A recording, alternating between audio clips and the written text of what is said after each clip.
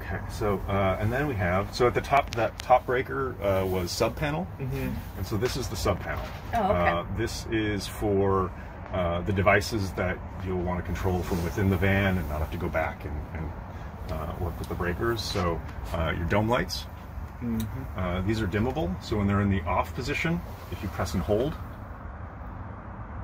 they'll go through a dimming. And then if you, they have a memory, so they'll stay at the dim level that you left them in. Underglow, so these are your accent lights. We have them in 2 zones, so you have your bed lights in the back, and then the kitchen galley lights in the front. And then the last 2 items, your bed lights are controlled by that breaker in the back, and then they're also touch sensitive, so that's cycling through the dimming, goes to a red mode and off. So you can just leave that breaker on for the bed lights and just control them from here. Last 2 items in your sub panel, this is your water pump.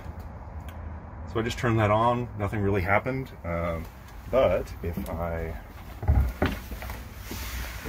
turn your water, that noise you hear, that's the pump. And so it basically maintains the pressure within the system. I just have it on low. I can get it to kind of barely operate. But you do need this pump on in order to operate that. So you'll see if I have the pump off, it'll run for just a second. And then eventually, stop. The pump is one thing that you probably don't want to, see there, just run itself back up to pressure. You don't want to leave the pump on if you're not using it. Oh, okay. Because it draws a little power? Well, it draws a little bit of power. More importantly, though, particularly if you're leaving the van, I'd recommend turning the pump off. Because if there is some leak or if something happens, you're maintaining a pressurized system, and if you get a leak, it's just going to keep trying to get up to pressure, and it'll wear the pump out. Yeah, it'll wear the pump out. Bad case, it would fill your cargo area with water, and so. So just when we're not using water, turn the pump on. That's our recommendation. That's easy. Yeah, turn the pump on when you need it, either for the sink or the shower. Turn it off when you don't. Spray, the last one. This is your gray water dump valve.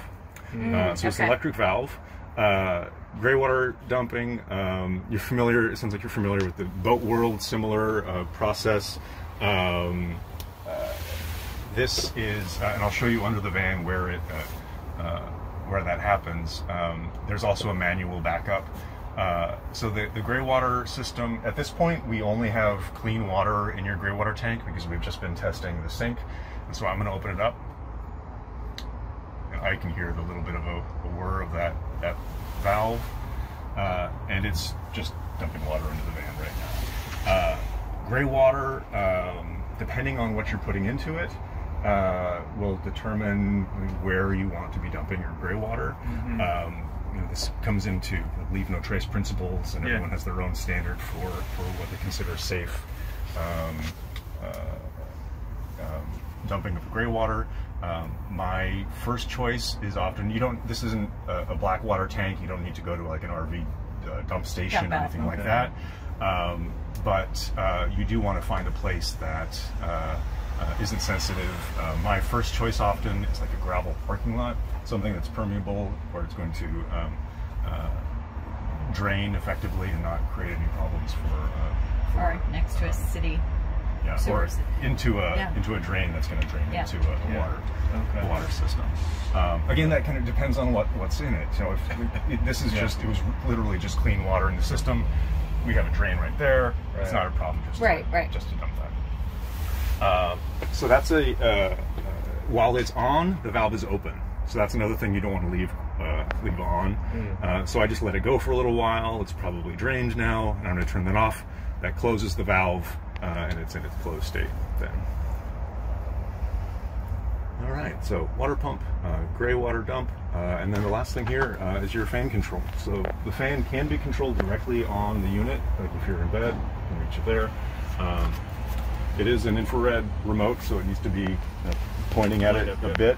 But on off, fan speed here. You can reverse the direction. One setting that we like a lot is auto. So if you put it on auto, it has a set temperature, and so if the van rises above, I think it's at 77 degrees right now. If the temperature is above 77, it comes on, brings in a little fresh air, and then shuts off when the temperature is below that set point. And then you can change the direction. It is safe to run this while you're driving.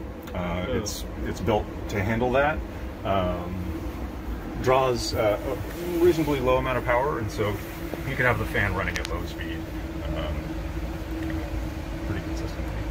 And you would use that while you were driving just to have fresh air in the van? Yeah, you could. It's not a problem to have it running when you're driving. But is there a reason to have it running while you're Not driving? necessarily. Okay, it's only for your own comfort. Yeah, only your own comfort. Yep. Yeah. Great. So that's the internal control system.